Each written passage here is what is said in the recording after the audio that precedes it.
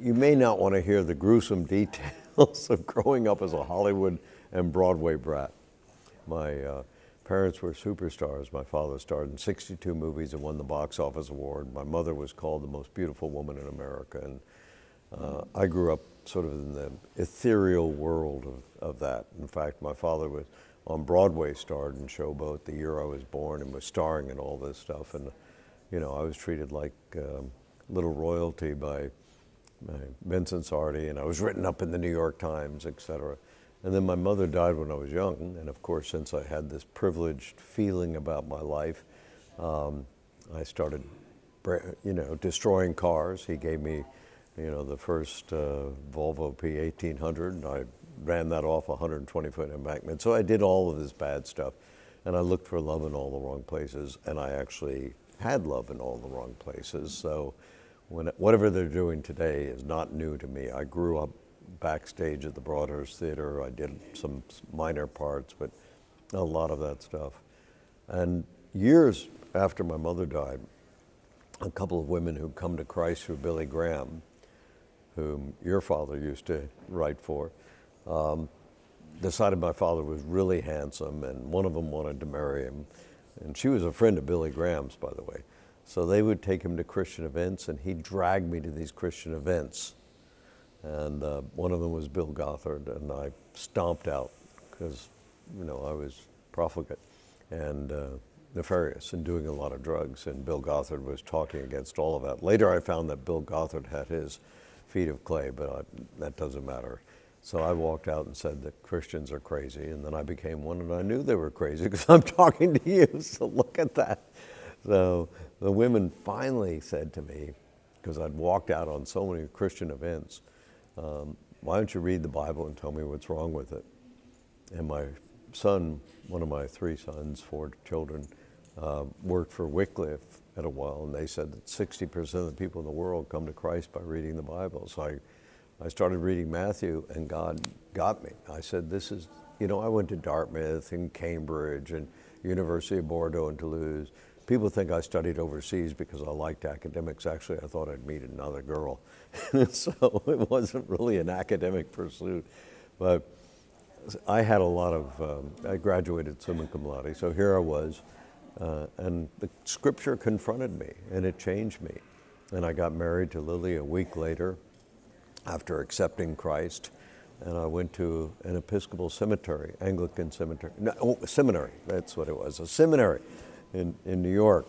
Very good education. They were all crazy, but a very good education. And I loved the head of the seminary, and they were just good people. Well, maybe not so good. They didn't know that Christ exists, but they were teaching about it. And I learned a lot of theology. And they owned the rights to C.S. Lewis's Chronicles of Narnia. And they'd been trying to produce it since 1954 because C.S. Lewis came over and spoke for the Episcopal Church around the United States. The Episcopal Church and the Anglican Church sort of parade their heroes around as if they're important people. And we got the movie made for CBS, and we won 37 million viewers. And I said, I don't need the Emmy Award we got because I was tired of my father getting awards and being in fame and fortune. So I decided, how can we change the industry? And when I decided that, I heard a story from Ken Wales, and the guy who was a great filmmaker. He just did some of the best films ever done, and Peter Sellers movies that were hilarious. And then from George Heinrich, who ran the Protestant Film Office.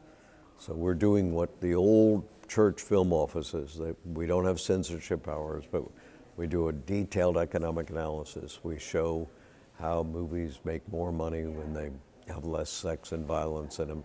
Fact, because you're from England, there was an article in the BBC saying that they were depressed that Hollywood movies had less sex and nudity in it, not knowing that for many years we've been showing them the more nudity you put, the less money you make. The more sex you put, the less money you make. The more foul language, the less money you make.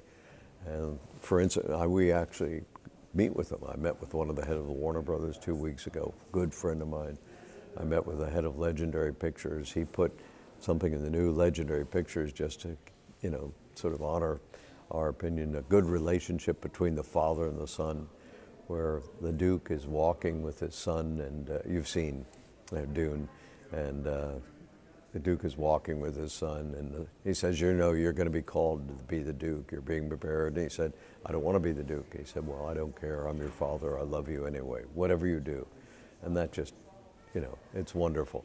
So we see a lot of good things going on, but we do the numbers, we talk to the studios, and we do Movie Guide, which now reaches, they said last year, because we do the numbers all the time, 43 million people, which sounds big when you're in the Christian world, but actually in the secular world, it's not that big, 43 million people. So one of my highlights over the years is working the red carpet at your Movie Guide Awards gala. We love having you there. It's been so special. What have been, just tell us how the Movie Guide Awards gala works. What have been maybe some of the highlights over the years? Well, over the years we've been surprised. I mean, this has gotten more and more like the Oscars. The first one I did, a couple of people told me to do it, Ken Wales and some other friends, and I didn't think anybody'd show up. We did it at the Press Club in Los Angeles and Hollywood, and suddenly the room was packed. And not only was it was packed with the top people in Hollywood, the head of Disney, the head of Warner. They were all there to hear our report to the entertainment industry.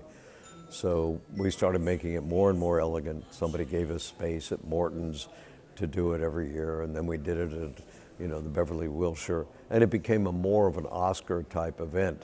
And every year I'm surprised that 2 or 3 people, not all of them, but 2 or 3 people who come who are really superstars or very important in the industry.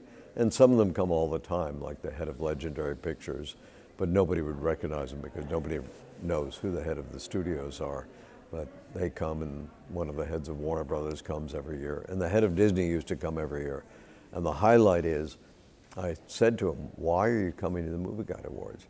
He said, well, because the Academy Awards have become so, edgy that we can't win an Academy Award for a Disney movie, so we have to come to the Movie Guide Awards, which is wonderful.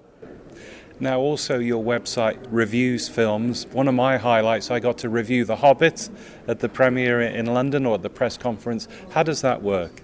Well, we've added more and more content and more articles, but there are other movies opening that have their premiere in London, so we've got to do other movies together. I think we've got to remember to do that. As I've turned everything over to Robbie and Evie and Tess and Jess and everybody else in my office, some of the institutional memory disappears. So you gotta help me. If you see a premiere, you tell me about that. But what we do is we look at movies not to say go or not go. We're not thumbs up or thumbs down. We're trying to help parents by telling them, here's the theology, here's the amount of sex, violence, nudity, here's the worldview, here are the elements that you might want to be concerned about. And children have become our primary readers of Movie Guide. And when I did my testimony for Movie Guide, which was only 2 minutes, not what I did today, only 2 minutes, and because Robbie forced me to do it, and I didn't want to do it. Suddenly, the next day, we had 1.2 million people who looked at my testimony, and most of them were under 26, and most of them came to the site to receive Jesus. And I didn't expect that, because I'm just a balding, old-age man. And by the end of the week, it was 2 million, and then just kept multiplying. But it's young men that everybody says we can't reach young men in the church.